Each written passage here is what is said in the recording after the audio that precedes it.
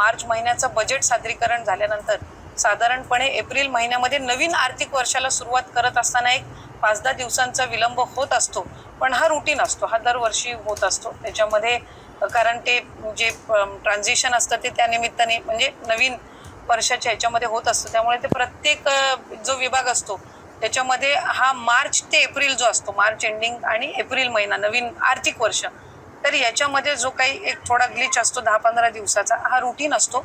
पण मानधन कुठल्या महिन्याचं त्यांचं रखडत नसतं आणि आम्ही त्या संदर्भामध्ये अतिशय लक्ष केंद्रित म्हणजे प्रॉपर त्याच्यावर आम्ही लक्ष ठेवून असतो। आम्ही वेळोवेळी त्या संदर्भातला आढावा घेत असतो आणि मानधन जे वेळेवर त्यांच्यापर्यंत उपलब्ध व्हावं या दृष्टिकोनातून विभाग आम्ही त्याच्यावर अतिशय बारकाईनं लक्ष केंद्रित करून असतो। महिना टू महिना त्यांचं मानधन जे आहे हे त्यांच्यापर्यंत पोहोचलेलं आहे।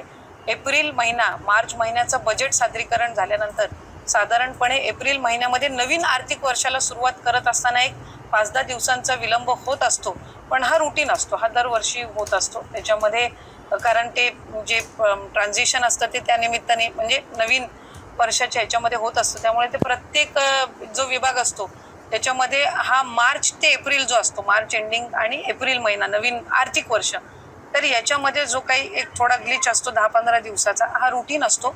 पण मानधन कुठल्या महिन्याचं त्यांचं रखडत नसतं आणि आम्ही त्या संदर्भामध्ये अतिशय लक्ष केंद्रित म्हणजे प्रॉपर त्याच्यावर आम्ही लक्ष ठेवून असतो।